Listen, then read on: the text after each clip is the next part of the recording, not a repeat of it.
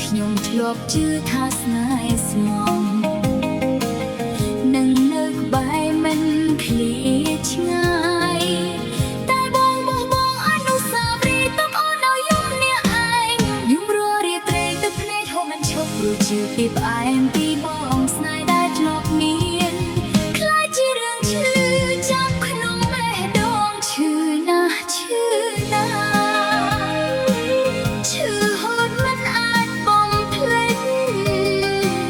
ស្រឡាញ់បងអស់ពីចិត្ត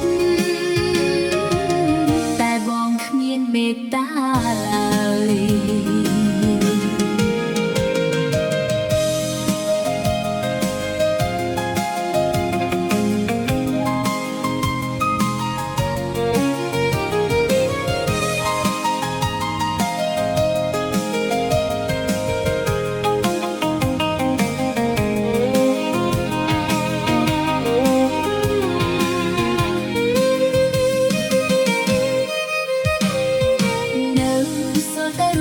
ចាស់នឹងសំឡេងនៅក្នុងអនុស្សាវរីយ៍រាល់ទីកន្លែងធ្លាប់ដើរជាមួយគ្នា